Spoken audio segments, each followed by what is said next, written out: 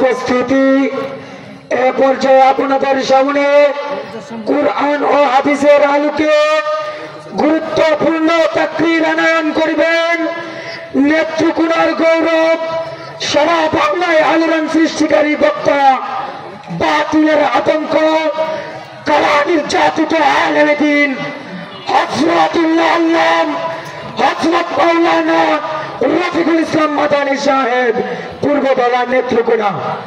আমি হযরতের মূল্যবান বক্তব্য পেশ করার জন্য নেত্রকোনা আল আকসা সংগঠন ও দক্ষিণ সাতপুর বাইতুর রহমত জামে মসজিদের পক্ষ থেকে বিনীতভাবে অনুরোধ জানাচ্ছি। তারই সাথে আরো অনুরোধ জানাচ্ছি, আমরা যে জায়গায় অবস্থান করছি, আমরা সকলেই সকল কাজ ছেড়ে প্যান্ডেলের ভিতরে চলে আসি।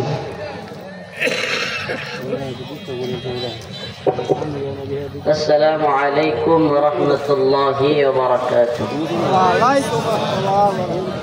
إن الحمد لله نحمده ونستعينه ونستغفره ونؤمن به ونتوكل عليه ونعوذ بالله من شرور أنفسنا ومن سيئات أعمالنا. من يهده الله فلا مضل له ومن يضلل فلا هادي له. ونشهد أن لا إله إلا الله وحده لا شريك له. أما بعد فقد قال الله تبارك وتعالى في كلامه المجيد وفرقانه الحميد. أعوذ بالله من الشيطان الرجيم. بسم الله الرحمن الرحيم. يا أيها الذين آمنوا استعينوا بالصبر والصلاة إن الله مع الصابرين. ولا تقولوا لمن يقتل في سبيل الله أموات بل أحياء ولكن لا تشعرون.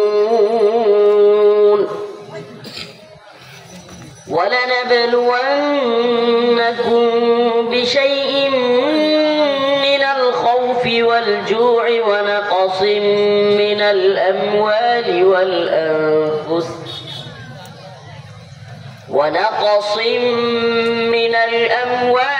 والأنفس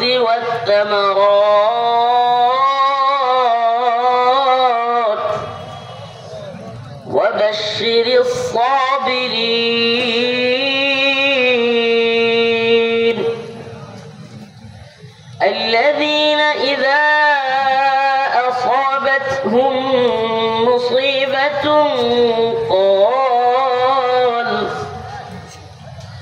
قالوا إنا لله وإنا إليه راجعون.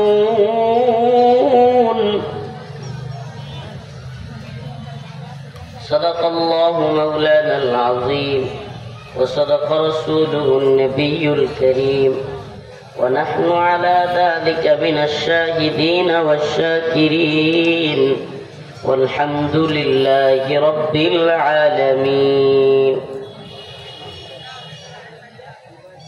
আল্লাহ পাক রব্বুল আলামিনের দরবারে অসংখ্য অগণিত শুকরিয়া যে মহান রব্বুল আলামিন আপনাকে আমাকে কোরআন সুন্নাহ থেকে কিছু কথা বলবার এবং শুনবার তৌফিক দান করেছেন। সেজন্য অন্তরের অন্তঃস্থল থেকে কালিমাতুশ শুকর আদায় করে বলি আলহামদুলিল্লাহ। দক্ষিণ সাতপাই বাইতুর রহমত জামে মসজিদ ও নেত্রকোনা আল আকসা সংগঠনের উদ্যোগে আয়োজিত ৭ম বার্ষিক ইসলামী মহাসম্মেলন। উপস্থিত আছেন আমার পাশেই উপবিষ্ট উস্তাদে মুহতারাম, আজকের প্রোগ্রামের সম্মানিত সহ সভাপতি হযরত মাওলানা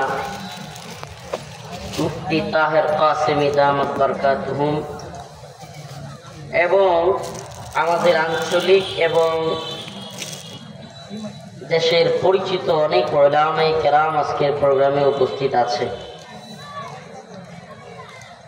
আসলে যেই উদ্যোগে আজকের এই প্রোগ্রাম নেত্রকোনা আল আকসা সংগঠন, এই যুবক ছেলেগুলো আমার কাছে মাঝে মাঝে প্রায়ই যায় আমার মাদ্রাসায়। বাহির থেকে অনেকেই আস্তাগফিরুল্লাহ, আল্লাহ মাফ করুক, অনেক রকম তো মনে করে, অনেকে অনেক ধরনের ধারণা করে। থানায় গেলে যেমন মানুষ একা একা যাইতে চায় না, সুপারিশ নিয়ে যায়, বিভিন্ন পরিচিত লোক নিয়ে যায়, নাহলে নেতা নিয়ে যায় রিকোয়েস্টের জন্য। এখন আল্লাহ মাফ করুক, আমাদের যাদের প্রোগ্রামের ব্যস্ততা বেশি, আমাদের পরিস্থিতি হুজুর এরকম, একজনের সুপারিশ দিয়ে কাজে না হইলে আর একটু বড় র্যাঙ্কের সুপারিশ নিয়ে যায়, এরপরে আরো বড় সুপারিশ নিয়ে যায়। আসলে এই সুপারিশ দরকার নাই। আমরা যদি প্রোগ্রাম দেওয়ার মতো সময় থাকে, যদি কেউ মনে করে যে ব্যাপক হাদিয়া কিংবা বিরাট কিছু এই সেই বড় সুপারিশ, এগুলো না, এরা গেছে, এরা বলতে পারবে নর্মালি প্রোগ্রাম দেওয়ার চেষ্টা করছে। কিন্তু এরা একটা মিস্টেক করছে। আমার কাছ থেকে আমি বলছি 30 তারিখ তোমরা কি প্রোগ্রামটা করতে পারবা? তখন ওদের আমার মাত্র একটা প্রোগ্রাম ছিল, এটা হইলো আমার বাড়ির লগে। এর মধ্যে তারা কি করছে, একটু চিন্তা করতে করতে আমার জানাইছে একটা গ্যাপ হয়ে গেছে। তারা বলছে জানাইছে, কিন্তু আমি শুনতে পারি না। আরেকটা প্রোগ্রাম মৌদামে নিয়ে গেছে, মৌদাম ওই পূর্বদলার পরে।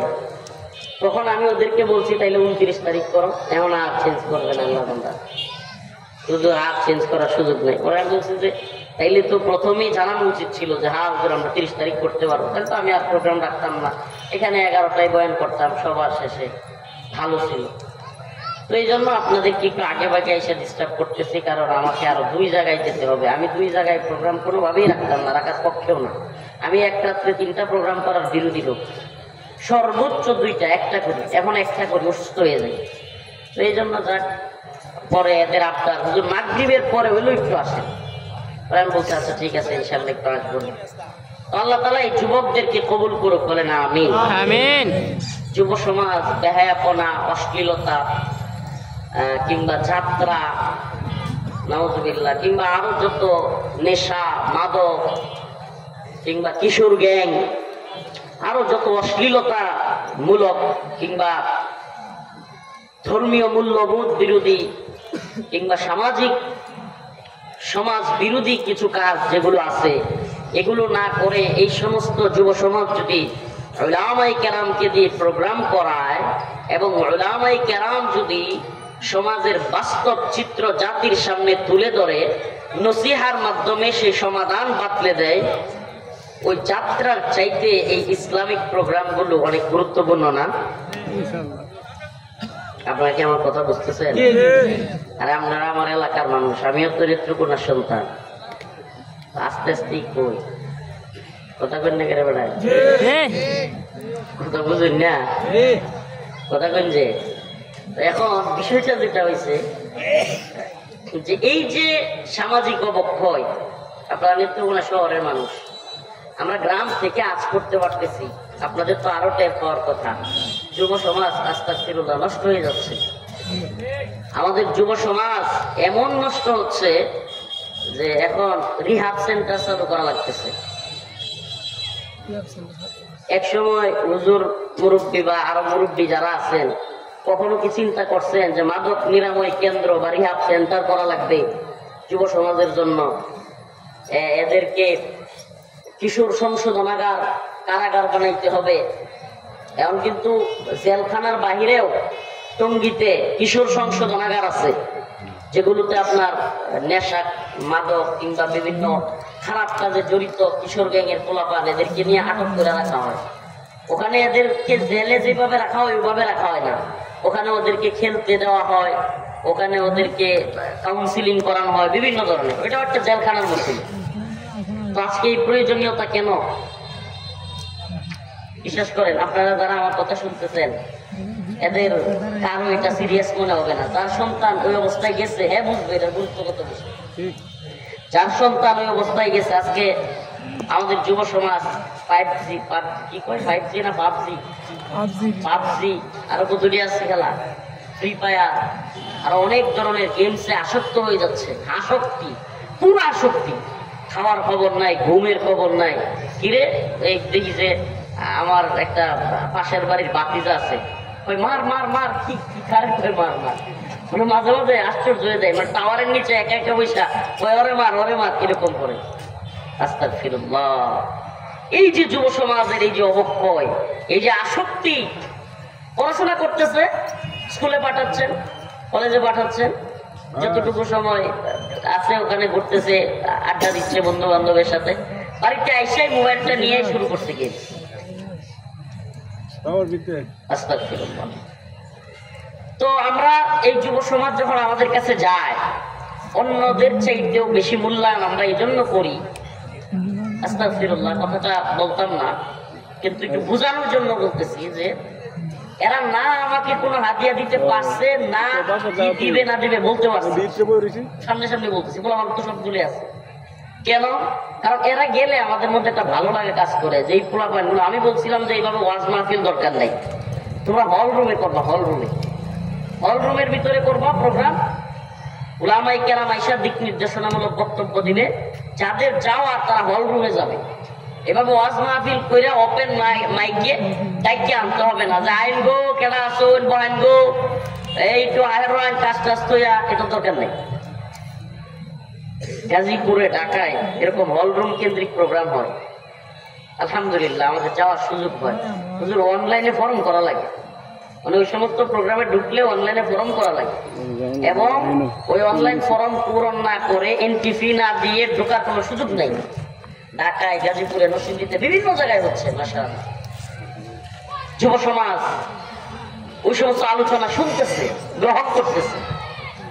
এই প্রোগ্রামগুলোতে, এই খোলামেলা প্রোগ্রামগুলোতে এমন অনেক শ্রোতা আছে, আস্তাগফিরুল্লাহ বলেই ফেলি, 80% শ্রোতা এক ধরনের খায়েশাত নিয়ে আসে, এক ধরনের খায়েশাত। এই সমস্ত প্রোগ্রামগুলোর 80% শ্রোতা খায়েশাত কি ধরনের? মনে করেন আস্তাগফিরুল্লাহ আল্লাহ আমাদেরকে হেদায়েত দান করুন। ভাইরালিজম, মানে এক ধরনের ভাইরাল বক্তা না থাকলে, মানে সারা দেশে আলোচিত বক্তা না থাকলে এই ধরনের প্রোগ্রামগুলো জমে না। মুফতি তাহের কাসেমি সাহেব দামাত দরকার, আমার উস্তাদ, কিংবা হযরতুল আল্লামা শাইখুল হাদিস মাওলানা আব্দুল কাইয়ুম দামাত দরকার, আমার উস্তাদ, আরো অনেক বড় আলেম শাইখুল হাদিস, ওনারা বসে থাকবে, দেখবেন যে লোক নাই। কিন্তু ওই যে ইউটিউব, ফেসবুক, এই ভাইরালিজমের জামানায় একজন যে কোনোভাবে খালি ভাইরাল হয়েছে। ওই দিন একজনে আমারে বলতেছে যে হুজুর অমুকে তো শেষ, অমুক কেলেঙ্কারি পাশ হয়েছে, এই সেই।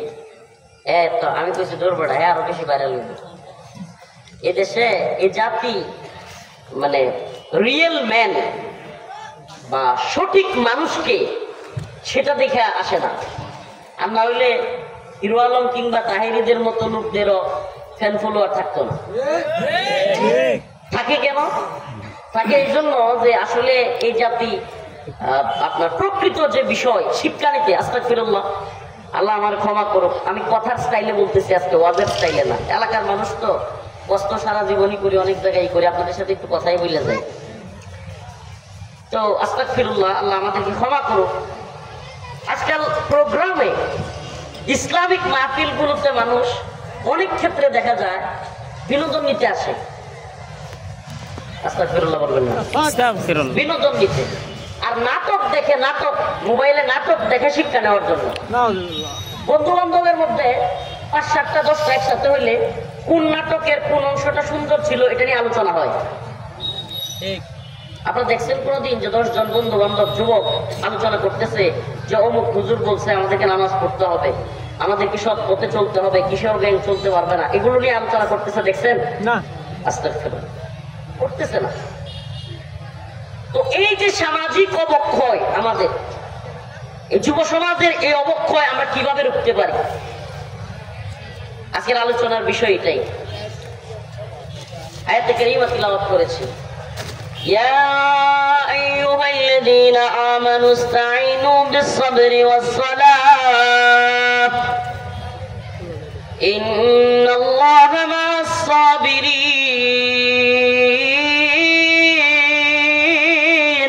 الله أكبر. ولا تقولوا لمن يقتل في سبيل الله أموات بل أحياء ولكن لا تشعرون.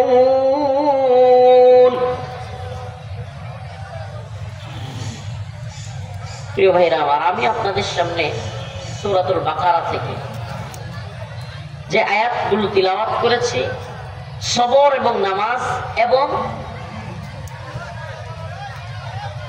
মুমিনের পরীক্ষা নিয়ে কিছু কথা বলবো। এই যে দেখেন, ছোট্ট থেকে ছোট্ট ইস্যুতে থাপাথাপি লেগে গেছে। দেখেন কারবার,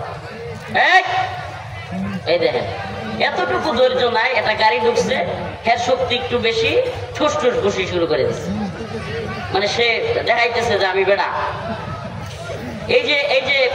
এই যে অবস্থান আমাদের, আস্তাগফিরুল্লাহ, মানে বেড়াগিরি দেখানো, আপনিও বরত্ব দেখানোর যে মানসিকতা। এই সবাই উঠবেন না, এই কয়েকজন গিয়ে ওদেরকে ধরে ফিরাই দাও, দুই দলকে, শুধু কয়েকজন গিয়ে ওদেরকে ফিরাই দাও। আস্তাগফিরুল্লাহ, আস্তাগফিরুল্লাহ। এই যে আরো মজার বিষয় কি জানেন, আমাদের মধ্যে ঝগড়া দেখতেও মজা লাগে। এটা কি মনে করছেন আপনি? এটা সামাজিক অবক্ষয়ের কারণে হয়েছে। এটা মানে আমরা দুই দলে দাও হয়ে দৌড়াদৌড়ি লাগছে, রামদা নিয়ে দৌড়াদৌড়ি লাগছে, রড নিয়ে বাস নিয়ে দৌড়াদৌড়ি লাগছে। দেখবেন যে ফিরানোর চাইতে মজা পায় বেশি একটা দেখি কি হয়। কেন এই অবক্ষয় কেন হয়েছে? এই অবক্ষয় এই জন্য হয়েছে, এইটার ক্ষেত্রে আমার দুইটা কথা আছে। ক্ষুধা, যৌন আকাঙ্ক্ষা, রাগ, ভয়, এগুলো একদিকে কাজে না লাগাইলে অন্যদিকে কাজে লাগবেই। কি বলছি? ক্ষুধা, ক্ষুধা, ভয়। বৈধভাবে যদি আপনি ক্ষুধা নিবারণ না করেন, একদিন হোক, 2 দিন হোক, এক বেলা সহ্য করতে পারবেন, 2 বেলা, 3 বেলা, 4 বেলা, এমন হবে 4র্থ কিংবা 5ম বেলায় একজন ভদ্রলোক, ভালো লোক, সাচ্চা লোক, সেও চুরি করে হলেও খাইতে বাধ্য হবে। মানে আপনি বৈধ পন্থায় যদি এগুলোর ব্যবহার না করেন, তাইলে এগুলো অবৈধভাবে হলেও পথ খুলতে চেষ্টা করবেই। কি বললাম মনে রাখবেন।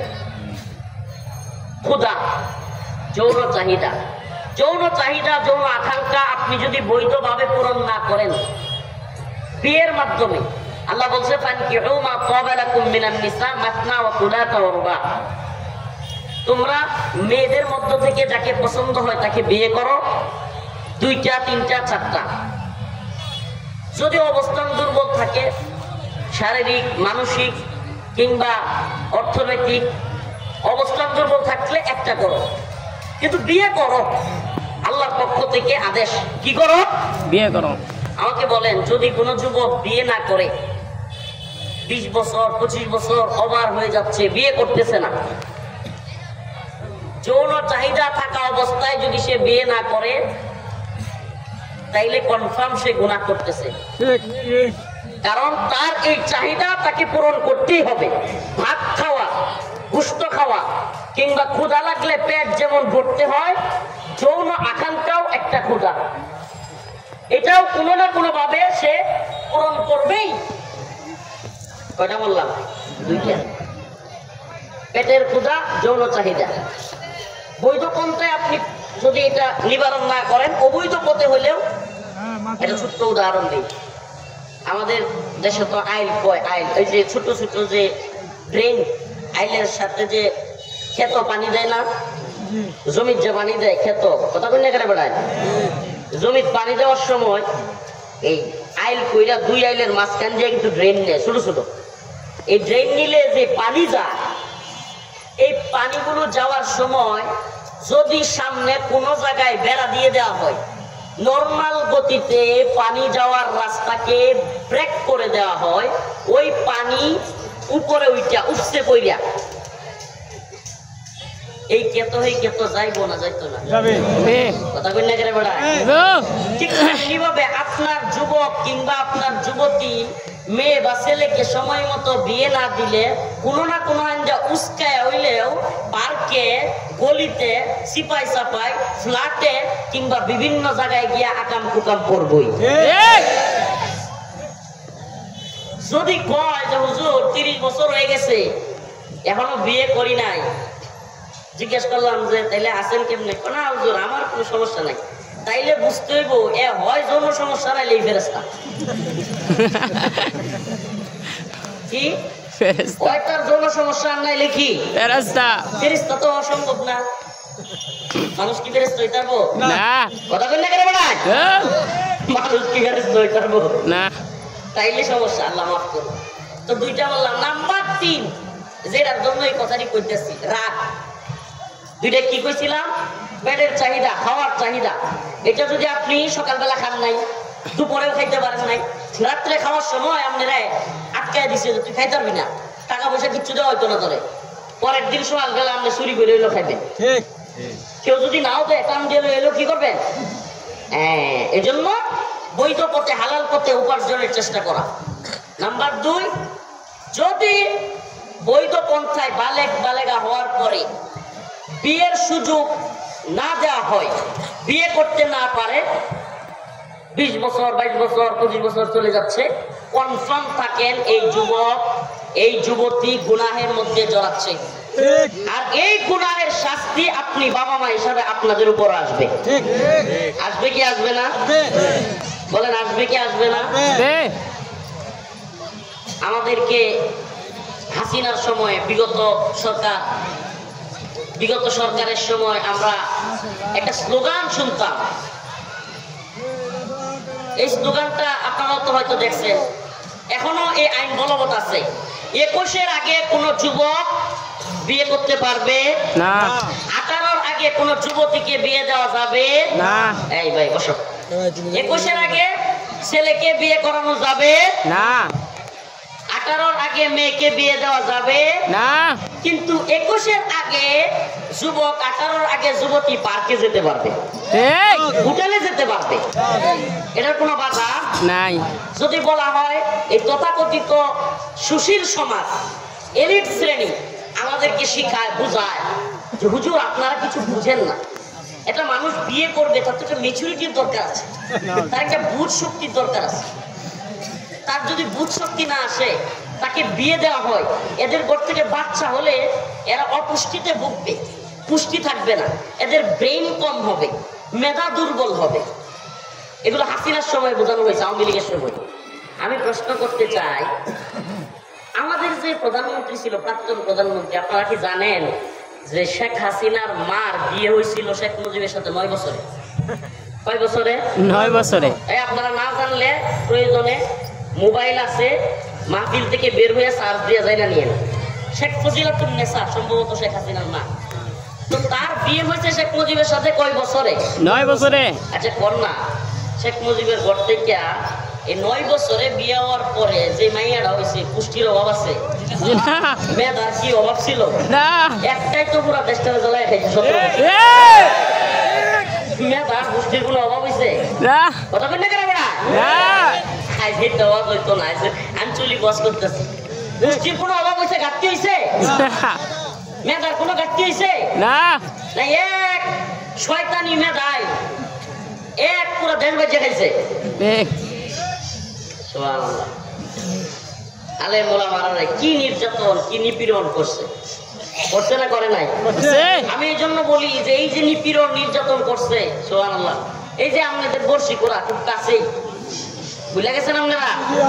বর্ষিকোরা প্রোগ্রাম শুনতে গেছিলেন, কেডা কেডা আছেন? 2-4 জন। দেখছি ওসি লুৎফর রহমান নামটা এখন আমার মনে আছে। আমরা আসলে প্রতিশোধ পরায়ণ না, প্রতিশোধ পরায়ণ হইলে ওসি লুৎফর এখান থেকে গেছিল কলমাকান্দা 5 আগস্টের সময়, যখন সে কলমাকান্দায় আরে অভাব নাই পোলাপান, ওই হুজুর আমরা খালি কলমাকান্দা গিয়ে ওরা পিটাই। আমি বলছি ভাই শুনেন, এটা কি পিটাবো, আর এটা কি ধর্ম, কি থানায় ঘেরাও করবো আর যাবো? শুনেন, আমরা প্রতিশোধ পরায়ণতে বিশ্বাসী না। ওসিলত কল আমার মাইক টান দিছে। এমন অসংখ্য ওসিয়ার ডিসি বা অনেক বড় বড় কর্মকর্তারা আওয়ামী লীগের সময় আমাদেরকে রিমান্ডে নিয়ে নির্যাতন পর্যন্ত করছে। কয়টারে ধরবা? এদের বিচার আল্লাহর কাছে দিলাম, আল্লাহ তাআলা এদের বিচার করবে। ঠিক কথা বলেন না? ঠিক এদের বিচার আল্লাহর কাছে দিলাম, এদেরকে আল্লাহ হয় হেদায়েত দিবে, নাইলে আল্লাহ তাআলাই ধ্বংস করবে। ঠিক ধ্বংস তো হইছে। পুলিশের প্রধান জুলুম করার কারণে চৌধুরী আব্দুল্লাহ আল মামুন আজকে কোথায়? কথা কয় না রে, এনে শুনা পড়ায় কথা বললে রে। পুলিশের প্রধান আইজিপি কারাগারে, পুলিশের প্রধান কারাগারে আছে, এসপিডিসি তো সমানেই কারাগারে, কতটি পালাইছে। শামসুদ্দিন চৌধুরী মানিক, বিচারপতি মানিক যার নাম, আরে কি দাম্ভিকতা অহংকার, আলেম উলামাদের নিয়ে কি দাম্ভিক বক্তব্য। আল্লাহ তাআলা ছাড় দেয় কিন্তু ছেড়ে দেয় না। আল্লাহ তাআলা কি করে? ছাড় দেয়, ছাড় দেয় কিন্তু ছেড়ে দেয় না। সব কিছু জানেন কে? আল্লাহ। এই জন্য আমি তো বলি, ক্ষমতার দাম্ভিকতায় নতুন করে কেউ হাসিনার মতো, নতুন করে কেউ আওয়ামী লীগের মতো জালিম হয়ে যায় না। ঠিক জালিমদের পরিণতি দেখে শিক্ষা নেওয়া দরকার। আমাদের কি নেওয়া দরকার? শিক্ষা নেওয়া। শিক্ষা নেওয়া দরকার। আল্লাহ তাআলা কি পরিমাণ, সুবহানাল্লাহ, একটা সশস্ত্র বাহিনী আপনি কল্পনা করতে পারেন? অস্ত্র নিয়ে, গুলি নিয়ে থানায় বসে আছে। মানুষ কি পরিমাণ ক্ষুব্ধ হয়েছে, থানা জ্বালাই দিতেছে। মানুষ কি পরিমাণ ক্ষুব্ধ হয়েছে, থানার পুলিশ ওসি নিজেদের পোশাক পরে বাইরে হইতে ভয় পাইতেছে। সুবহানাল্লাহ। আল্লাহ তাআলা কয় যে আমি আল্লাহ সব ক্ষমতার মালিক, এমন ক্ষমতার মালিক আমি চাইলে সশস্ত্র বাহিনীর অন্তরে কাপন ধরাই দিতে পারি। সুবহানাল্লাহ। তো এই জন্য আমরা কেউ ক্ষমতার মালিক না, ক্ষমতার মালিক কে? আল্লাহ। তাবারাকাল্লাযী বিয়াদিহিল মুলক ওয়া হুয়া আলা কুল্লি শাইইন কাদির। আল্লাহু আকবার। قل اللهم مالك الملك تؤتي الملك من تشاء وتنزع الملك ممن تشاء وتعز من تشاء وتذل من تشاء بيدك الخير। সমস্ত মুলুকের মালিক কে? আল্লাহ। আসমান এবং জমিনের মালিক কে? আল্লাহ। তুতিল মুলকা মান তাশা, ক্ষমতা দেনেওয়ালা কে? আল্লাহ। ওয়া তানজিউল মুলকা মিম্মান তাশা, ক্ষমতা কাইরা নিতেও পারেন কে? আল্লাহ। আমার তাইলে প্রশ্ন, যে আল্লাহ ক্ষমতা দিতে পারেন, ক্ষমতা কেড়ে নিতে পারেন, যে আল্লাহ আসমান এবং জমিন সৃষ্টি করেছেন, যে আল্লাহ এমন পানি দিয়েছেন যেই পানি লবণাক্ত, আবার এমন পানি দিয়েছেন যেটা সুমিষ্ট। আমি আপনাকে প্রশ্ন করি, এই যে সাতপাই, এই যে এলাকা, এত ময়লা, এত আবর্জনা, এগুলো সব আমরা কোথায় ফেলি? নদীতে, ড্রেনে ফেলি কিনা? আমাকে বলেন, এই ড্রেনের মধ্যে যত ময়লা আছে, এগুলো যদি যাওয়ার কোনো জায়গা না থাকতো, এই যে পানিগুলো আছে, এই পানিগুলো একটু কি ভালো থাকতো না? সব ময়লা হয়ে যেত। ময়লা হয়ে যেত। খাওয়ার উপযুক্ত থাকতো না, গোসলের উপযুক্ত থাকতো। মিষ্ট পানির মধ্যে ময়লা ফেললে ওই ময়লা আরো বেশি নোংরা আবর্জনা হয়ে যায়। এই জন্য রব্বুল আলামিন লবণাক্ত পানির ব্যবস্থা রেখেছেন। সমুদ্রের মধ্যে যখন সমস্ত নদীগুলোর, সমস্ত ড্রেনগুলো হাড্ডি কিংবা আবর্জনা, ময়লার স্তূপ কিয়া ওই লবণাক্ত পানির মধ্যে যায়, আমার আল্লাহ রব্বুল আলামিন ওই লবণাক্ত পানির মধ্যে ওইটাকে মিশ্রণ করিয়া আমার আল্লাহ রব্বুল আলামিন সমস্ত ময়লাগুলোকে পানির সাথে মিশায়া দেন। সুবহানাল্লাহ। ওই লবণাক্ত পানির ব্যবস্থা যদি না থাকতো, শুধু সুমিষ্ট পানি থাকতো, দুনিয়া বসবাসের উপযুক্ত থাকতো না। আবার দেখেন, ওই লবণাক্ত পানি যদি শুধু থাকতো, এই মিষ্ট পানি যদি না থাকতো। কক্সবাজার গেছেন কেউ? কক্সবাজার গেছেন? গোসল করার পরে সারা শরীর লবণাক্ত লাগে কি লাগে না? জিহ্বার মধ্যে লাগে, এটা লাগে কি লাগে না?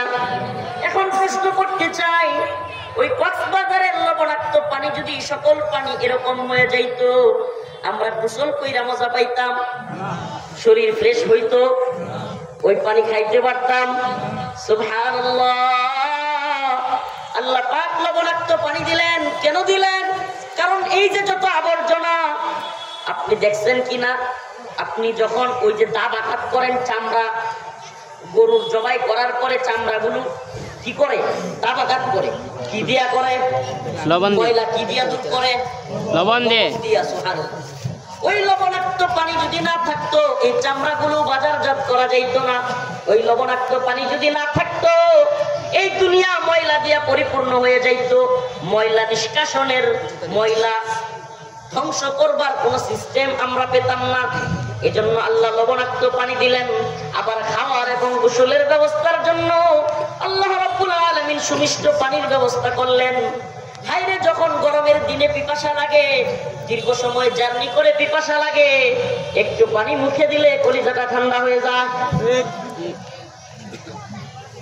এখন এই পানির মূল্য আমরা বুঝবো না। আল্লাহ না করুক, কখনো পানির ঘাটতি হইলে 2-3 দিন বিদ্যুৎ না থাকলে আমরা বুঝতে পারি পানির গুরুত্ব কত বেশি।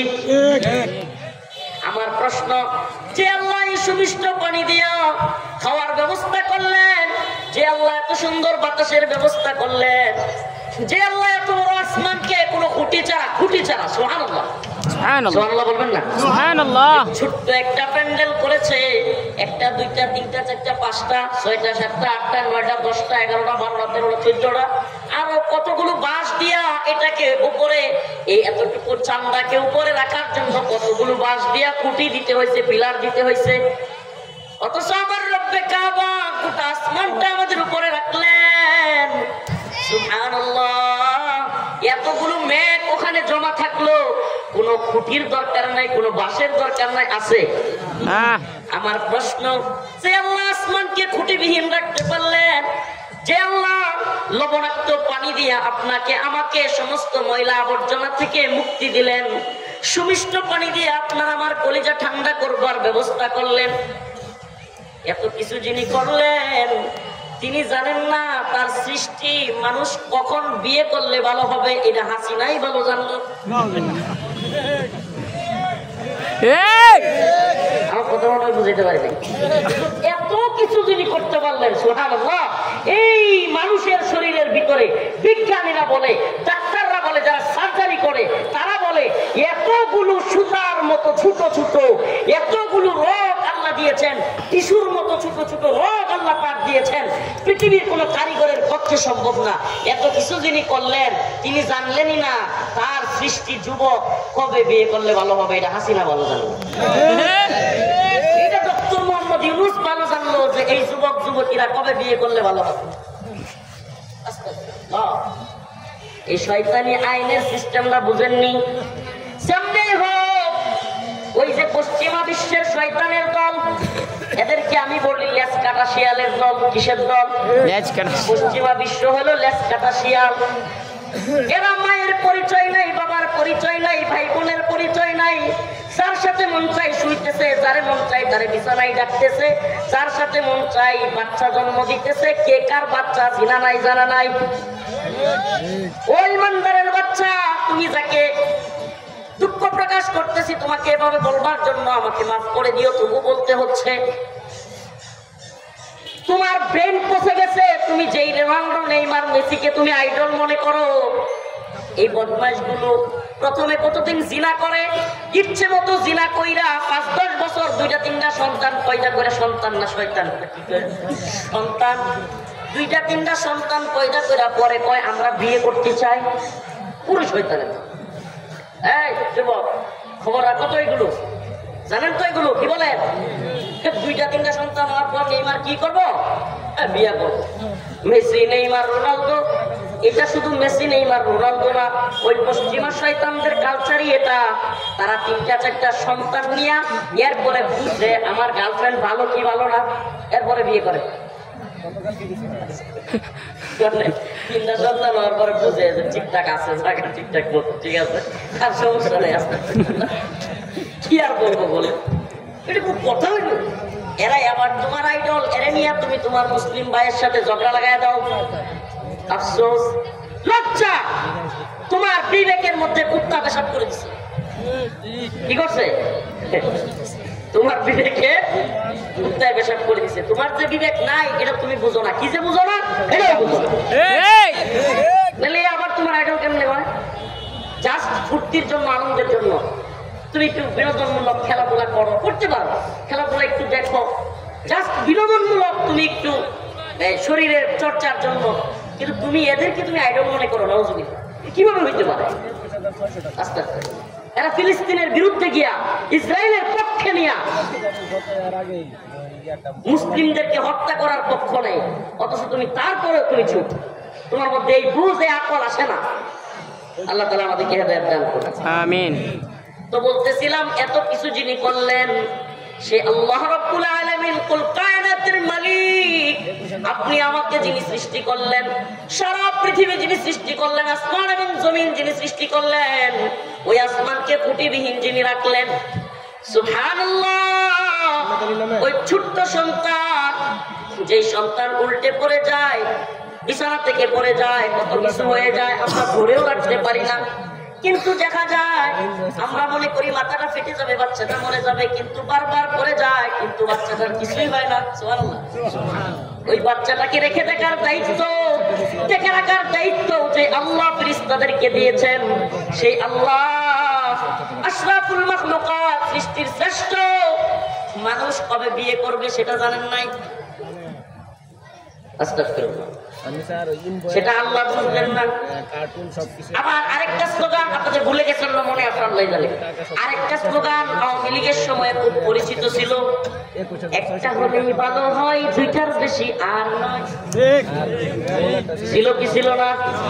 আপনি কি বুঝেন কিভাবে এরা আমাদের সমাজকে ইসলামিক সমাজ ব্যবস্থা থেকে নোংরা সমাজ ব্যবস্থার দিকে, ওই লেস কাটা পশ্চিমাদের কথা যেগুলো বললাম, ওদের মতো সমাজ চালু করতে চায়। বিয়ের যদি কঠিন করা যায়, জিনা সহজ হয়ে যায়। বলেন না, বিয়ে যদি কঠিন হয়ে যায়, জিনা কি হবে? সহজ হবে। বিয়ে কঠিন হলে জিনা সহজ হয়। পশ্চিমে জিনা সহজ, বিয়ে কঠিন। এখন আমাদের সমাজেও যদি বিয়েকে কঠিন করা যায়, তাইলে জিনাকে সহজ করা যাবে। যুবক যুবতীরা যদি 21-এর আগে, 18-এর আগে বিয়ে না করতে পারে, এখন তো 21 কি, ওরা 23, 24, 25 হয়ে যায়, এখনো বিয়ে করে না। বাপ মা কয় আগে নিজের পায়ে দাঁড়া, এতদিন কি আমার ভাই দাঁড়ছে নাকি? এগুলো করে করে সমাজের মধ্যে জিনা, ব্যভিচার, আল্লাহর যত গজব আসতেছে, আল্লাহর যত নারাজি আসতেছে, হাজার হাজার যুব সমাজ জীবন দিয়া হাসিনার পতন ঘটাইয়াও কেন শান্তি আসতেছে না? বলেন না, কেন শান্তি আসতেছে না? এই যে পরিবর্তন, এই যে সংস্কার, এই ঐক্যমত কমিশন, অমুক তমুক, কত ঘোড়ার ডিম দেখতেছি। দিন শেষে এখন শোনা যায় জাতিরে দুই ভাবে বিভক্ত করে দিছে, কয় হা, কেউ কয় না। একদল কয় হা, আর একদল কি কয়? 4 দিন আগে তারা সবাই মিললাই, আমরা সবাই মিললাই কিন্তু হাসিনার পতনের আন্দোলন করছি। এখন যেমনি ক্ষমতার বাটবাটোয়ারা লয়ে লাগছে, এখন কয় আমরা তোমাদের সাথে নাই। প্রিয় ভাইরা, এই যে ক্ষমতার বাটবাটোয়ারা, এটা চলতেই থাকবে যতদিন না আমরা ইসলামী মূল্যবোধ না বুঝতে পারবো, আল্লাহ পাক এবং তার রাসূলের দ্বীন শরিয়ার ভিতরে প্রবেশ করতে না পারবো, ততদিন পর্যন্ত আমাদের মধ্যে এই সমস্যা কোনোভাবেই দূর করা সম্ভব হবে না। ঠিক। আপনি বুঝলে বুঝেন, আমি বুঝাইতে পারলে পারি, না পারলে নাই, কিন্তু এটাই সত্য। এটাই সত্য যে আল্লাহর জমিনে আল্লাহর আইন বাস্তবায়ন হওয়ার আগ পর্যন্ত ওই পশ্চিমাদের আইন মানা যতদিন আমরা চলতে থাকবো, ততদিন সমস্যার সমাধান হবে না। চেয়ার তো ওইটাই আছে, খালি চেয়ারে বসার লুকটা পরিবর্তন হচ্ছে, লুকটা চেঞ্জ হয়েছে, চেয়ার ওইটাই আছে, সিস্টেম ওইটাই আছে। যতই আপনি লুক পরিবর্তন করেন লাভ হবে। তো যেটা বলতেছিলাম, একটা হলেই ভালো হয়, দুইটার বেশি। এখন আমি জিজ্ঞেস করতে চাই, শেখ রাসেলের জন্য, ছোট্ট শেখ রাসেল মনে আসেনি, শেখ হাসিনা ছোট ভাই, ছোট্ট শেখ রাসেলের জন্য শেখ হাসিনা বা বাংলাদেশের আওয়ামী লীগ কান্নাকাটি করে কি করে না? এবং যদি একটা হলেই ভালো হয়, দুইটার বেশি আর নয়, শেখ রাসেল আইতো করতে কথা বলেন না? এই যে শেখ রাসেলের লেগে শেখ হাসিনা কান্দে, শেখ রাসেল তো থাকলে নইলে নিজের মার বিয়া 9 বছরে, নিজের ভাই 5টা 6টা বোন সহ, আর দেশে আইন কি করে? একটার বেশি আর নয়, দুইটার বেশি আর নয়, একটা হইলে ভালো হয়। আবার আইন কি করে? 21-এর উপরে বিয়ে নয়, 18-এর উপরে বাল্য বিবাহ বন্ধ করুন। কি এর বাল্য বিবাহ কি? এ বাল্য বিবাহ কি? আমার আল্লাহ একটা মেয়েকে বালেগা বানাই দিছে, আর আমার আল্লাহ বুঝতেই পারলেন না। নাউজুবিল্লাহ, নাউজুবিল্লাহ, আস্তাগফিরুল্লাহ। এরা আমার আল্লাহকে ছোট করতে চায়। আল্লাহ পাক বুঝতেই পারলেন না, মেয়েটা বালেগা হয়ে পেটে সন্তান জন্ম দিয়ে ফেলবে, আর সন্তান আইসে যাবে, কিন্তু সে লালন পালন করার বয়স হয় নাই। নাউজুবিল্লাহ, কি আহাম্মকের কথাবার্তা কয়! আপনারা কখনো এটা চিন্তা করছেন যে আল্লাহ তার জরায়ুতে, তার রেহেমের মধ্যে সন্তান ধারণের ক্ষমতা দিয়ে দিচ্ছেন, আর সে সন্তান লালন পালনের যোগ্যতা নাই, কিংবা তার ডেলিভারির যোগ্যতা নাই। আল্লাহ তাআলা এমন বয়সে তাকে জরায়ুতে বাচ্চা নেওয়ার জন্য তৈরি করে দিচ্ছেন, বালেগা বানায় দিচ্ছেন। এটা সম্ভব? বলেন এটা সম্ভব? আমরা কি বুঝাইতে পারি না আপনাদের? মানে আল্লাহ তাআলা একটা মেয়েকে যোগ্য না হওয়ার আগেই, আল্লাহ তাআলা এমন অবুঝ, নাউজুবিল্লাহ, যে আল্লাহ তাআলা বুঝলেন না যে এদের বক্তব্য এই সুশীল, এই এলিট, যারা বালেগা হওয়ার পরেও আমাদের মেয়েদের, আমাদের বোনদের, আমাদের ভাইদের বিয়ে আটকা দেয়, কাজীর নামে মামলা দিয়ে দেয়, নারাজ হবে প্রশাসনের লোকেরা অনেকেই শুনলে, তারা এগুলোর পক্ষে। নাউজুবিল্লাহ। আমি তো বলি ভাই, বিয়েটাকে সহজ করেন। অনেক লোক কলিগ চাকরি করে একসাথে, পরকীয়া প্রেম করে একটা আরেকটার সাথে। স্ত্রী স্বামীকে সময় দিতে পারতেছে না চাকরির জন্য, স্বামী স্ত্রীকে সময় দিতে পারতেছে না, তো সময় যেই বেড়া দেয় হেবের লোকের সম্পর্ক হয়। আমি একটু কথাগুলো করা হয়ে যাচ্ছে, কিন্তু রিয়েলিটি বাবা এটা। এই জন্য বিয়েকে সহজ করেন, একাধিক বিয়েকেও সহজ করেন। শুধু বিয়ে না, প্রয়োজনে যোগ্যতা থাকলে, অবস্থান থাকলে। আল্লাহ শুরুই করছে মাত্র ফানকিহু মা তাবা লাকুম মিনান নিসা মাসনা 2। সুবহানাল্লাহ। আল্লাহ বলেন ফানকিহু, তোমরা বিয়ে করো, মা তাবা লাকুম মিনান নিসা, মেয়েদের থেকে যাকে পছন্দ হয়। মাসনা, কয়টা থেকে? 2টা। আলহামদুলিল্লাহ, এখানে আছেন। আল্লাহ শুরুই করছে কয়টা থেকে? 2টা। ওয়া তুলাতা ওয়া রুবা, 3টা 4টা। এরপরে যদি অবস্থান দুর্বল থাকে, অবল্লাম নেস্তাতে, যদি এমন হয় যে না আমার অবস্থান দুর্বল, পারবো না, তাইলে আল্লাহ বলছে যে না, তাইলে একটা নিয়ে সন্তুষ্ট থাকো। আমার মা বোনেরা রাগ করবো, আমি দেখেন, আমি আমাদের যাদের অবস্থান নাই খাস করে বিয়ে করতে বলতেছিলাম যোগ্যতা অনুযায়ী।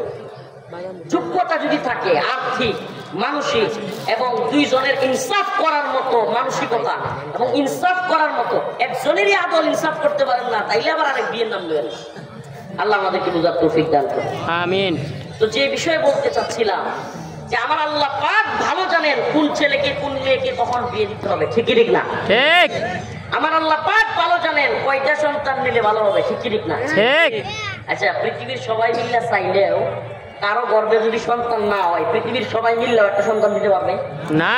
আর কারো গর্ভে যদি সন্তান থাকে, সমস্ত পদ্ধতি গ্রহণ করেও আল্লাহ পাক যে সন্তানকে পৃথিবীতে আনতে চান, ওই সন্তানকে আটকাইতে পারবে না। তাইলে এগুলো ব্যর্থ চেষ্টা না? এই বিশ্বাস আমাদের আছে তো, কি বলেন? আমি আলোচনা ভিন্ন দিকে চলে গেছে। তো ওই যে বললাম 3টা জিনিসের কথা মনে আছে আপনাদের। 1 নাম্বার খোদা। খোদা, আপনি যদি এটাকে সঠিকভাবে কাজে না লাগান, আপনার চুরি কইরা হোক, ছিনতাই কইরা হোক, রাজধানী কইরা হোক, এজন্য সমাজের দরিদ্রতা দূর করতে হবে, দারিদ্রতা দূর করতে হবে। পশ্চিমা বিশ্ব একটা নতুন শব্দের, আমি পশ্চিমা কিছু কথার মধ্যে পশ্চিমাদের আনি কেন জানেন? আমাদের এই সমাজ ব্যবস্থা, রাষ্ট্র কাঠামো সবকিছু পশ্চিমা দাসে তৈরি করা, ইসলামী দাসে তৈরি করা না। এজন্য যত সমস্যা মৌলিক জায়গায় গিয়ে হিট করলে দেখা যায় মূল সমস্যা হলো কোরআন থেকে, ইসলাম থেকে দূরে রেখে পশ্চিমা দাসে এই সমাজ, এই রাষ্ট্র পরিচালনা হওয়ার কারণে এই সমস্যাগুলো তৈরি হয়েছে। নতুন এক শব্দের আবির্ভাব ঘটাইছে, বেকারত্ব। শব্দের নাম কি? বেকারত্ব। আরে আশ্চর্য, একটা পুরুষ মানুষ আবার বেকার হয় কেমনে? একে আকার উকার নাই নাকি? আশ্চর্য কথা। এটা ভালোভাবে বুঝবেন যুবকেরা, বেকারত্ব হ্রাস করবো, এই করবো সেই করবো, যারা বেকার আছে তাদেরকে আমরা ভাতা দিব, কয় কি কয় না? কিন্তু এই বেকার শব্দটার পিছনে একটা গোলামি আপনার আমার পায়ের মধ্যে, মুসলিম যুবকদের পায়ের মধ্যে গোলামির জিনজির বেঁধে দেওয়ার এক প্ল্যান, নীল নকশা আছে, যেটা আমরা বুঝি না। বলেন না, একটা যুবক যদি কথার কথা 1 লাখ টাকা দিয়া হাঁস লালন পালন করে, কি হাঁস, মাস শেষে সেটা থেকে তার বেনিফিট আসবে কি আসবে না? একটা যুবক যদি ছোট্ট একটা জায়গায়, বাড়ির আঙ্গি নাই, আমাদের আঞ্চলিক ভাবে কারো বাড়ির জায়গার অভাব নাই, মুরগির খামার করে, মাস শেষে তার বেনিফিট আসবে কি আসবে না? যদি কোনো যুবক তার বাড়ির পাশে 2টা পুষ্কুনির মধ্যে, দিঘির মধ্যে মাছ চাষ করে, তার বেনিফিট আসবে কি আসবে না? বলেন, আসবে কি আসবে না? আসবে।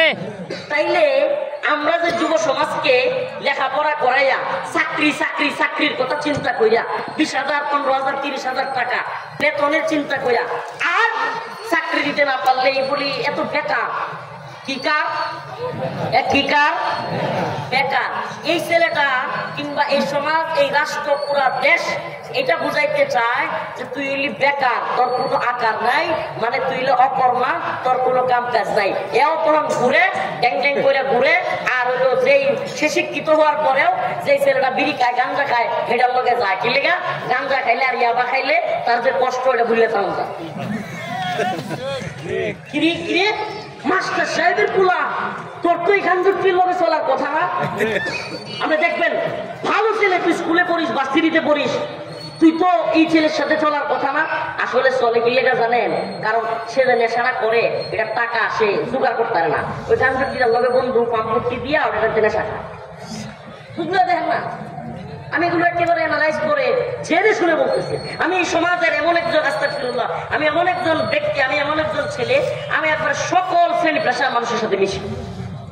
আমি হুজুরদের চাইতে মনে হয় বেশি মিশি জেনারেল শিক্ষিত কিংবা সাধারণ, কিংবা একবারে গ্রাম পর্যায়ের সাধারণ মানুষ, কিংবা ছোট বাচ্চা খেলাধুলা করে ছেলে পেলে, নেশাখোর, একবারে সবার সাথে মিশি, কথা বলার চেষ্টা করি, এই সমাজের হালচাল দেখবার চেষ্টা করি। দেখছি কিরে অমুক, নাম বলতে চাচ্ছি না, তুই তো ওর সাথে চলার কথা না, কয় কাকা দিয়া করবো, কয় টিয়া পয়সা নাই, চাকরিও পাই না, এই যে পড়ালেখা শেষ করছি, মাস্টার শেষ করে ফেলছি, ভালো রেজাল্টও করছি, বাপেরও 15-20 লাখ নাই যে ঘুষ দিয়া চাকরি লয়া দিব, আমিও চাকরি পাই না, এমন কর্ম কি অল্লগে চলি, চললে মাঝে মাঝে 2-4টা বিড়ি সিগারেট পাই, মাঝে মাঝে একটু খাই আর বলি।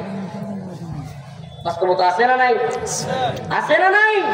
তুই যে বেকার, বেকার আবার কিসের বেকার?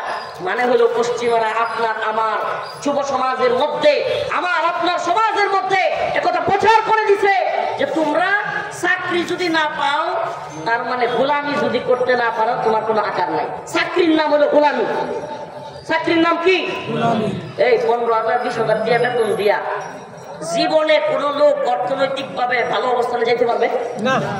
সারা জীবন চাকরির গানি টানতেই থাকে, টানতে টানতে দেখা যায় মাসের শেষ দিকে এই বেতন দিয়া বউয়ের বাচ্চার খোরাকি হয় না, ঘরের মধ্যে কেউ অসুস্থ হয়ে গেলে চিকিৎসার টাকা থাকে না, এইভাবে সারা জীবন পার হয়, তার জীবনে উন্নতি বলতে কথা নাই। কি আশ্চর্য কথাবার্তা! অথচ এই চাকরি, এই গোলামিটা পশ্চিমারা আমাদের মাথায় ঢুকাই দিছে যে সন্তানকে 5 লাখ টাকা খরচ করিয়া খামার করে দিও না, সন্তানকে 5 লাখ টাকা খরচ করিয়া ব্যবসা প্রতিষ্ঠান করে দিও না, সন্তান রে 10 লাখ দিয়া ঘুষ দিয়া চাকরির ব্যবস্থা করে দাও, গোলামি করবো না, বসে যা কইব তাই, সালার দুধ কইলেও জি স্যার জি স্যার। মুসলমান বান্দা, আমাদের এত বাজে কালচার হয়েছে এই সমাজে, এই রাষ্ট্রে, নিচের শ্রেণীর চাকরিজীবীকে উপরের শ্রেণীর চাকরিজীবীর গালি দেওয়া, এটা জন্য বৈধ, বৈধ না শুধু, এটা মনে হয় কিছু কিছু জায়গায় আবশ্যক, তাদের জন্য ওয়াজিব। নাউজুবিল্লাহ। এরা এমন অবস্থা, আপনারা গার্মেন্টস, সোয়েটার কিংবা বিভিন্ন কোম্পানি ফ্যাক্টরিতে চাকরি করলে দেখবেন যে যেগুলো সাধারণ কর্মী, এদেরকে সুপারভাইজার দ্বারা গালি দেয়।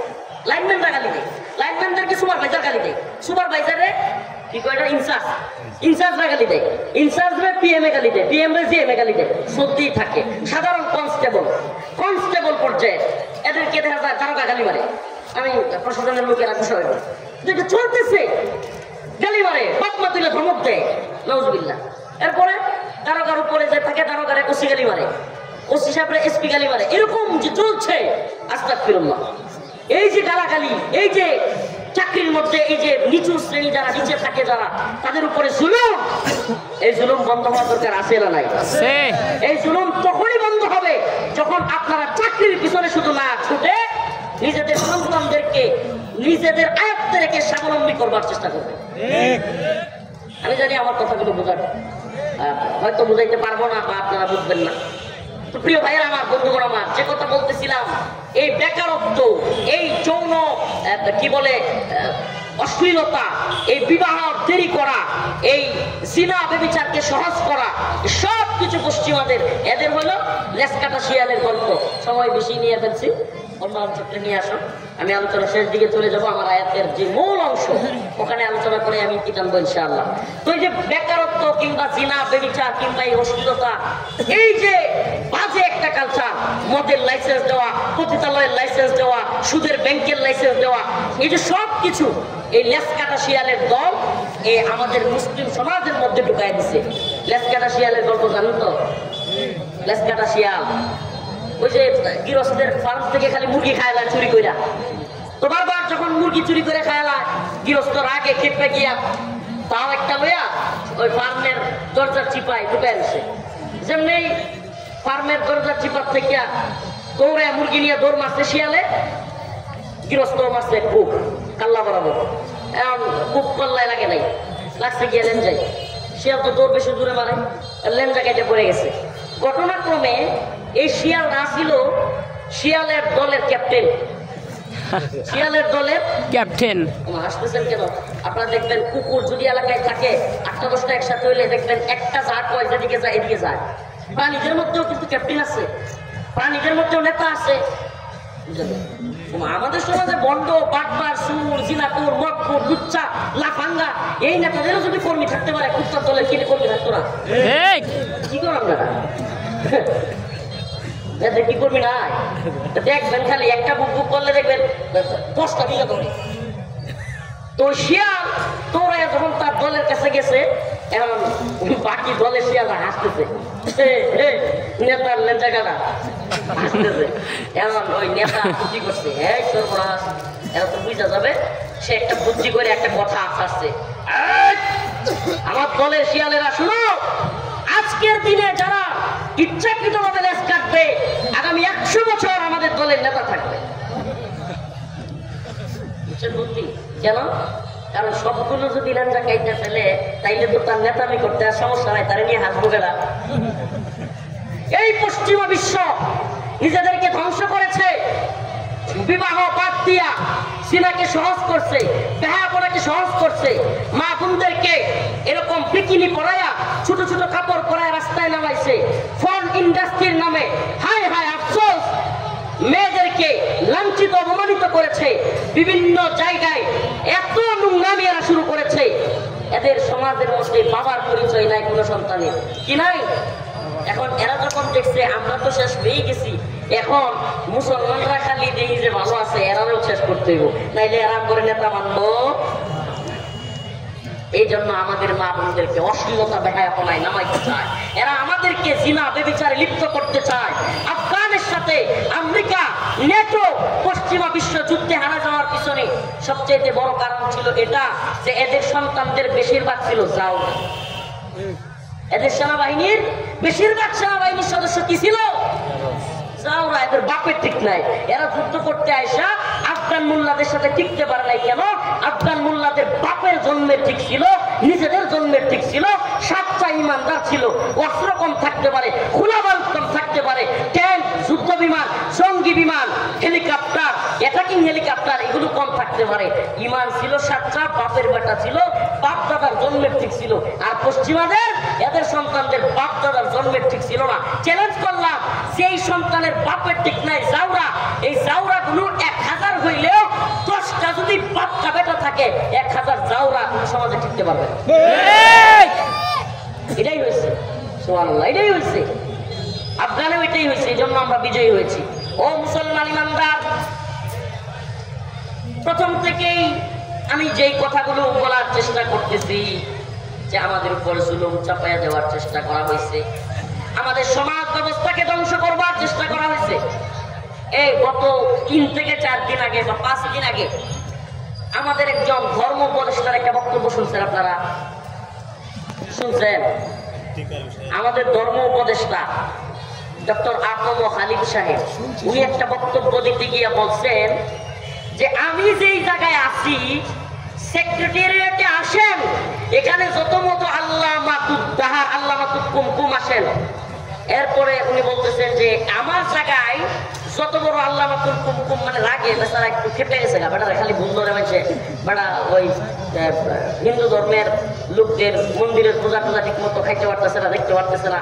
তারপরে পূজায় গিয়া মেয়েরা একটু নাচে, এটাও দেখতে পারে না, হুজুররা খালি চিল্লায়। এই জন্য রাগে বেটা কয়েই বলছে আল্লাহ মাতুদ কুমকুম আসেন, এখানে হাকিমুন নাস আসেন, আইসা দেখেন আমি যা করি আপনাদেরও তাই করতে হইব। এখানে স্বরাষ্ট্র মন্ত্রণালয় কিংবা এই মন্ত্রণালয়গুলোতে যেই আসেন মদের লাইসেন্স ইস্যু করতে হইব। বক্তব্যটা কেউ দেখেন নাই? দেখছেন? সুবহানাল্লাহ। তাইলে আপনি আমার প্রয়োজন নাই না, শোনার দরকার নেই না। এই বক্তব্য উনি দিয়া একটা বিষয় ক্লিয়ার করে দিচ্ছেন। সুবহানাল্লাহ। আমি এই যে পশ্চিমার কালচারটা ওনার মুখ দিয়া বেরোয় গেছে যে এই গণতান্ত্রিক সিস্টেমে, এই গণতান্ত্রিক প্রক্রিয়ায় সংসদে গিয়া বড় আল্লামা আপনি ধর্ম উপদেষ্টা হইতে পারেন, যা মন চাই হইতে পারেন, আপনাকে ওই শয়তানি আইনগুলোই প্রণয়ন করতে হবে।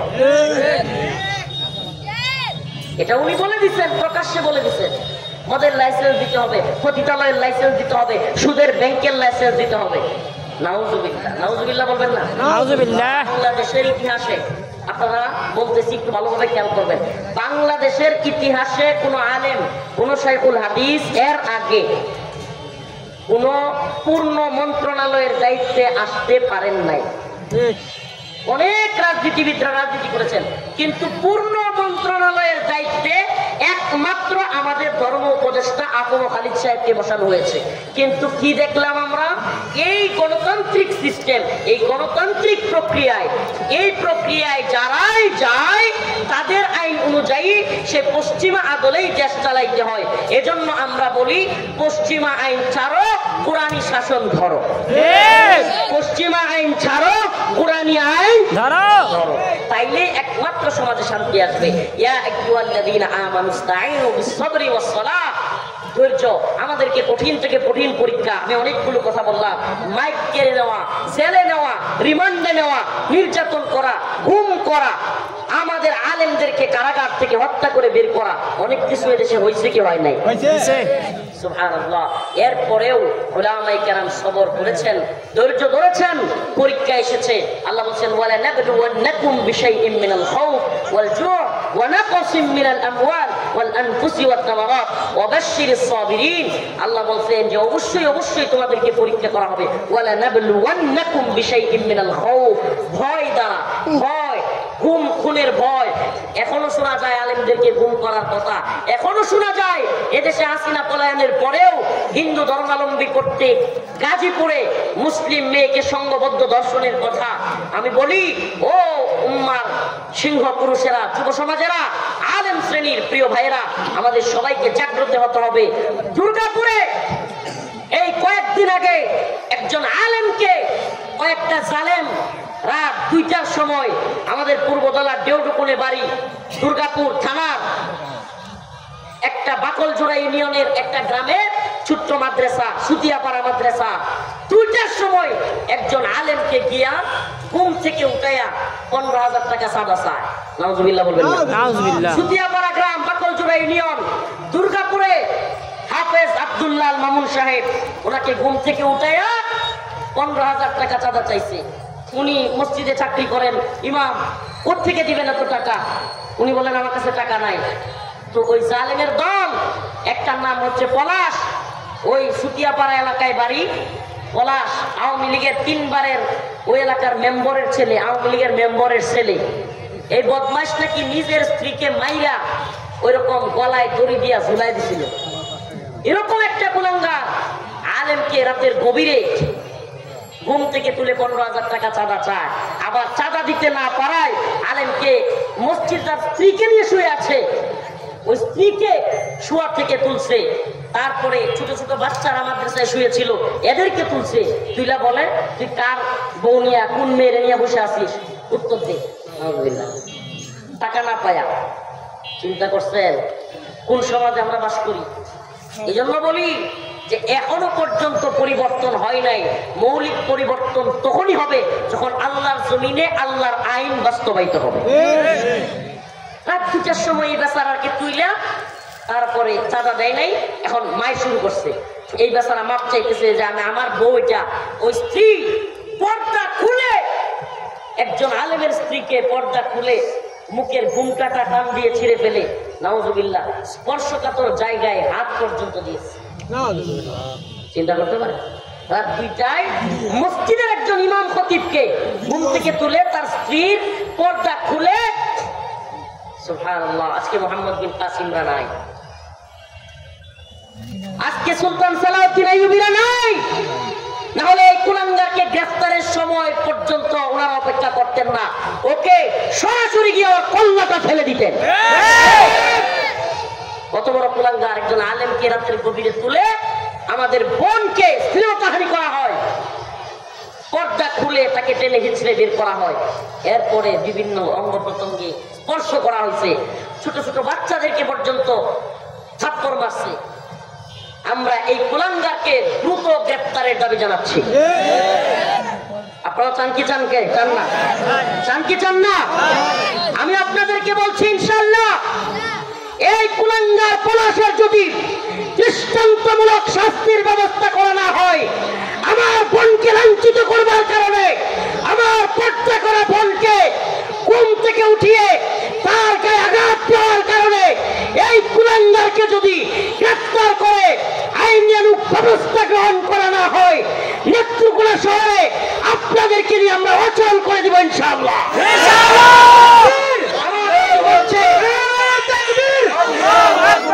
আমাদের এই মঞ্চে মুফতি সাহেব কাসেম কামাত বরকাতুহুম, মৌ মাদ্রাসার মুহাদ্দিস মুফতি মামুনুর রশিদ সাহেব কামাত বরকাতুহুম হুজুররা আছেন। আমরা স্পষ্ট বলতে চাই, একজন আলেমের জানমাল, তার স্ত্রীর পর্দার নিরাপত্তা যদি না থাকে, এই অঞ্চলে এই সমস্ত জালেম কোনটার নিরাপত্তা থাকবে না। সুস্পষ্ট কথা। আমাদের কোন ইমামের, আমাদের কোন খতিবের, আমাদের কোন বোনের ইজ্জতের নিরাপত্তা যদি না থাকে, কোন একটা জালেমের চাঁদাবাজের নিরাপত্তাও এই অঞ্চলে থাকবে না। এবং কথা দিলাম ইনশাআল্লাহ আমরা আর সময় ক্ষেপণ করব না, আমরা সময় ক্ষেপণ করব না, আমরা নিজেরাই তখন ব্যবস্থা নিতে বাধ্য হব। আমার প্রশাসনের ভাইদের প্রতি উদাত্ত আহ্বান থাকবে, ওনারা তাৎক্ষণিক ব্যবস্থা নিয়ে, আমাদেরও কিছু ডিলেমি আছে, অলসতা আছে, তাৎক্ষণিক ব্যবস্থা আমরা গ্রহণ করতে পারি নাই। তো যাই হোক, আমাদের এই দাবি প্রশাসনের কাছে আমরা যখন দিয়েছি, একজনকে গ্রেফতার করা হয়েছে, পলাশকে খোঁজা হচ্ছে, আমরা তাকে দ্রুত আইনানুগ ব্যবস্থা নেওয়ার জন্য প্রশাসনকে দাবি জানাচ্ছি। তো প্রিয় ভাইরা আমার, এই যত সমস্যা সমাধান একটাই, মাথায় রাখবেন, সমাধান হলো শরিয়া। সমাধান কি? শরিয়া। সমাধান কি? শরিয়া। শরিয়া। এই যে যত জুলুম, নির্যাতন, নিপীড়ন সব বন্ধ হইতে পারে শরিয়া। শরিয়ার ভূমি আফগান, সমস্ত কিছুর সমাধান। সুবহানাল্লাহ। দেখেন একজন আলেম তো দূরের কথা, একজন ভিন্ন ধর্মী কারো গায়েও আফগানিস্তানে এইভাবে অন্য ধরনের কোন মেয়ের গায়েও কোন কুলাঙ্গার, কোন জালেমের সাহস নাই হাত দেওয়া। কেন? কারণ ওই ভূমি শরিয়ার ভূমি, আর আমাদের ভূমি জাহেলি তাগুতি সিস্টেমের ভূমি। এখানে হলো কি, যে ইস্যু ভাইরাল হয়, যে ইস্যু নিয়ে মানুষ টাকাটাকি করে, চিল্লা চিল্লি করে, মারামারি করে, ওইটা শেষ, আমার আলোচনা শেষ। তো বলতেছিলাম যে আমাদেরকে সবর করতে হবে, আমরা কঠিন থেকে কঠিন মুসিবতের সময় সবর করবো ইনশাআল্লাহ, কিন্তু জালেমদের বিরুদ্ধে ঐক্যবদ্ধভাবে রুখে দাঁড়াবো ইনশাআল্লাহ। তো আমার শেষ কথা ওই যে বলছিলাম যে ভয়, ক্ষুধা, যৌন চাহিদা, আরেকটা হলো রাগ। আরেকটা কি? রাগ। রাগ। রাগ এমন এক জিনিস, যদি আপনি সঠিকভাবে নিয়ন্ত্রণ না করেন তাইলে দেখবেন লুড্ডু খেলারে কেন্দ্র কইরা 3-4 গ্রামে বিল্লা টেড়া লইয়া রামদা লইয়া বল্লম নিয়ে মারামারি। যুদ্ধ লাগলে যেমন হয়, ব্রাহ্মণবাড়িয়াতে লুড্ডু খেলা লইয়া লাগলে এরকম হয়। ঠিকই ঠিক না? কি লেগে জানেন? এই যে রাগটা, এটা সঠিকভাবে ব্যবহার করে না। রাগ যে ব্যবহার করার তো দরকার আছে পলাশের বিরুদ্ধে। ঠিক। এই যে পলাশ, যেই বদমাইশ আলেমের স্ত্রীকে নিয়ে টানাটানি করতেছে, দরকার ছিল টেডা বললাম সুরতিয়া চাল যেটা আছে এইটা দিয়ে ফলে ছেড়ে খাওয়ানি, শেষ করে দেও। এখন আমরা যখন জিহাদ করতে পারি না, জালেমদেরকে শিক্ষা দিতে পারি না, রাগ এক বানায় একটা কাজে লাগাই দিব। যখন আমাদেরকে হিন্দু ধর্মাবলম্বী 3-4টা মিলে সংঘবদ্ধ আমাদের বোনকে দর্শন করে, আমাদের এই অঞ্চলে সনাতন ধর্মাবলম্বীরা আছে, এরা কষ্ট পাবে। শুনেন, কোন মুসলিম নামদারিও যদি কোন সনাতন ধর্মী কোন মেয়ের গায়ে আঘাত করে, আমরা ওই নামদারি মুনাফিককেও আঘাত করতে প্রস্তুত। আমরা ওই মেয়েটার নিরাপত্তার জন্য এই নামদারি মুসলিমকেও আঘাত করতে প্রস্তুত। ওই অমুসলিম মেয়ের তাকে দর্শন হওয়া থেকে ফিরাইতে আমাদের জীবন যদি চলে যায়, আমরা জীবন দিতেও প্রস্তুত। আমরা এই সমাজ থেকে দর্শনকে, জিনাকে, ব্যভিচারকে, আমাদের বোনের গায়ে স্পর্শ করা, লাঞ্ছিত করাকে মূলোৎপাটন করতে চায়। ঠিক। আমাদেরকে এই সমাজ গঠন করতে হলে বিয়েকে সহজ করতে হবে। কি করতে হবে? বলেন না, কি করতে হবে? সহজ করতে হবে। বিয়েকে সহজ করতে হবে। জিনাকে কঠিন করে দিতে হবে। যত বিয়ে হবে সমাজে, তত জিনা কঠিন হবে। বউ থাকলে জিনা করার সুযোগ আছে? সুবহানাল্লাহ, সুযোগ আছে? সুযোগ থাকবে না। আল্লাহ তাআলা আমাদের সবাইকে সবর করার তৌফিক দান করুন। আমিন। সবরের সাথে সাথে ধৈর্যের পরীক্ষায় উত্তীর্ণ হওয়ার তৌফিক দান করুন। আমিন। তো এই রাগ, শেষ কথা হলো এই রাগকে আমাদেরকে ব্যবহার করতে হবে জিহাদ ফিসাবিলিল্লাহ পথে। কোন পথে? জিহাদ কোন পথে? জিহাদ। জিহাদ ফিসাবিলিল্লাহ পথে। এই রাগকে ব্যবহার করতে হবে জালেমদের বিরুদ্ধে। এই নিজেরা টেকা বল্লম লইয়া কিশোর গ্যাং দোস্ত হয়তো অমুক এলাকায় আমার মারছে, আরে কি লেগে মারছে, কি হইছে, দুষ্টের দোষ না কার দোষ, জানার শোনার টাইম নিয়ে দৌড়ে লাড়ি লয়ে গেলাম। না, এটা করবেন না। যুবক, এটা করবে না। তোমার দোস্ত তো জালিম হইতে পারে, তাইলে তুমি তোমার দোস্তের জালিমের পক্ষ লইলে মানে তুমিও জালে, তুমিও কি এটা করবা না। আজকে থেকে ইনশাআল্লাহ এই যুব সমাজের প্রোগ্রামে বলে যায়, ইনশাআল্লাহ আজকে থেকে আমরা নামাজ পড়ব। আল্লাহ পাক বলছে, আয়াতের আলোচনায় তো যেতেই বললাম না, সময় অনেক। ইয়া আইয়ুহাল্লাযীনা আমানু ইসতাঈনু বিস-সাবরি ওয়াস-সালাহ। আমরা আল্লাহর কাছে চাইবো। কার কাছে চাইবো? আল্লাহর কাছে। ইসতাঈনু বিস-সাবরি ওয়াস-সালাহ। দুইটা পদ্ধতিতে, একটা হলো নামাজ আর একটা হলো সবর। একটা হলো নামাজ আর একটা হলো সবর। তো আমরা নামাজ পড়বো তো ইনশাআল্লাহ? ইনশাআল্লাহ। কে কে নামাজ পড়বো হাত তুলে? লিল্লাহি তাকবীর, আল্লাহু আকবার। তাহলে আমাদের সবাইকে 5 ওয়াক্ত নামাজি বানায় দিন। আমিন। আমরা মাদক মুক্ত সমাজ করব ইনশাআল্লাহ। পেন্সিডিল, ইয়াবা কিংবা বিভিন্ন ধরনের মাদক, হিরোইন এগুলো সেবন করব না। যুবকগুলো না কয় না, করব না। কিশোর গ্যাংয়ে জড়িত হব না। কোন আমাদের বন্ধুদের কাপড়ে ধরে টান দিব না। আল্লাহ তাআলা আমাদের সবাইকে, বিশেষ করে যুবকদেরকে হেদায়েত দান করুন বলে আমিন। আমিন। আর বাবাদেরকে বলি, মাদেরকে বলি, দ্রুত বিয়ের ব্যবস্থা করে দিবেন এবং সন্তানদের লেখাপড়ার ক্ষেত্রে কার সাথে চলতেছে, কার সাথে উঠা বসা করতেছে, এগুলো খেয়াল রাখবেন। তাইলে আমাদের সমাজ ইনশাআল্লাহ সুন্দর হবে। আসসালামু আলাইকুম ওয়া রাহমাতুল্লাহি ওয়া বারাকাতুহু। নাসরুম মিনাল্লাহ ওয়া ফাতহুন।